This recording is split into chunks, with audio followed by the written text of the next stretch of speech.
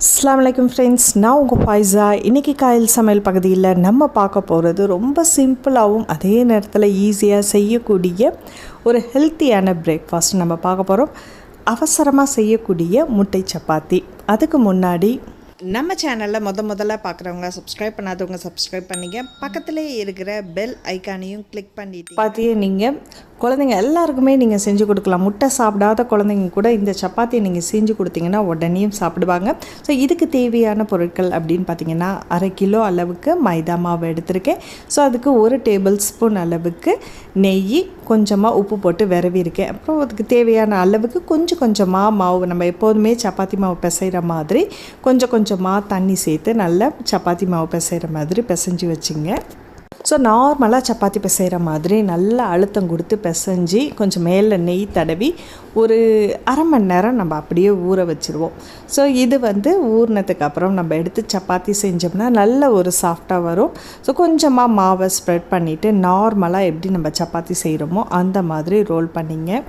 இது நல்ல ஷேப்பாக வரணும் அப்படின்றதுனால இதை நான் ஒரு பாக்ஸ் வச்சு கட் பண்ணி எடுக்கிறேன். இது ரொம்ப சிம்பிளாக செய்யக்கூடியது. இப்போ உங்களுக்கு கிரேவிலேயோ அல்லது பசங்க முட்டை சாப்பிட மாட்டாங்க அப்படின்னா நீங்கள் இந்த மாதிரி செஞ்சு கொடுக்கலாம். ஸோ பசங்க ரொம்ப விரும்பி சாப்பிடுவாங்க. லஞ்ச் பாக்ஸ் கூட நீங்கள் இதை கொடுத்து விடலாம் பசங்களுக்கு.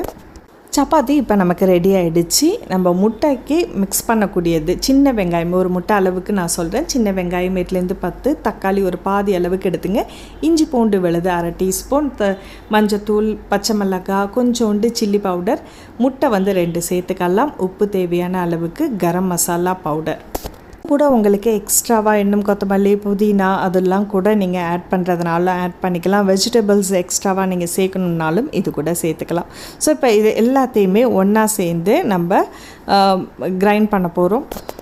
அது வெஜிடபிள் கட்டர்ஸில் பொடிசாக நம்ம நறுக்கி வச்சுருக்கேன். ஸோ இது ரொம்ப ஈஸியாக இருக்கும் உங்களுக்கு. இந்த மாதிரி நீங்கள் கட்டர் யூஸ் பண்ணிக்கிட்டிங்கன்னா கட் பண்ணணுன்ற அவசியம் இருக்காது. காலையில் பிரேக்ஃபாஸ்ட்டு செய்யும் போதோ இது ரொம்ப ஈஸியாக இருக்கும் உங்களுக்கு. இது ஆனால் ரொம்ப பொடிசாக நம்ம கட் பண்ணியிருக்கணும். ஸோ எல்லாமே நல்லா மிக்ஸ் ஆகிடுச்சு. இது கூட நம்ம முட்டை 1 அல்லது 2 அதையும் சேர்த்து நல்லா பிளண்ட் பண்ணி நல்லா அடித்து வச்சிங்க. இப்போ ஒரு கடாயில் நீங்கள் நான்ஸ்டிக் பேன்லேயோ அல்லது சப்பாத்தி தவாவில் கொஞ்சமாக எண்ணெய் விட்டுட்டு நார்மலாக சப்பாத்தி போடுற மாதிரி போட்டு எடுக்கலாம். இப்போது நான் போட்ட உடனே நம்ம முட்டையை ஊற்றக்கூடாது. இப்போ ஒரு சைடு கொஞ்சம் வெந்ததுக்கப்புறம் திருப்பி போட்டு இதுவும் கொஞ்சம் வேகணும். ஸோ ஒரு 2 நிமிஷம் வெந்ததுக்கப்புறம் நம்ம இதில் அடித்து வச்சுருக்க முட்டை கலவையை இதோட சேர்க்க போகிறோம். இதை நம்ம சேர்த்தது கொஞ்சம் ரொம்ப திக்காக இருக்கக்கூடாது, கொஞ்சம் மெல்லிஸாக இருக்கணும் சப்பாத்தி. ஸோ சாஃப்டாக அது குக் ஆகிருக்கணும். இப்போ பாருங்கள் 2 பக்கமும் பாதி அளவுக்கு குக் ஆகிடுச்சு. இப்போ நம்ம மிக்ஸ் பண்ணி வச்சுருக்கிற அந்த முட்டை கலவையை இதோடு நம்ம சேர்த்துடலாம். இதை அப்படியே நீங்கள் ஸ்ப்ரெட் பண்ணி விட்டுட்டு சுற்றி வர கொஞ்சமாக எண்ணெய் விட்டுடுங்க. ஸோ இதை மூடி போட்டு குக் பண்ணாலும் சரி, இல்லைன்னா அப்படியே ஓப்பனாக இருந்தாலும் பிரச்சனை இல்லை.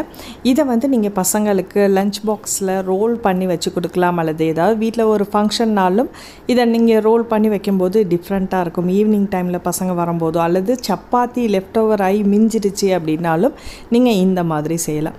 ஸோ இப்போ ஒரு பக்கம் குக் ஆகிடுச்சு, அதை திருப்பி போடுவோம். கொஞ்சம் நல்லா குக் ஆகணும். இதை நீங்கள் பாதி குக் ஆகும்போது எடுத்திங்கன்னா தவாவோட ஒட்டிக்கும்.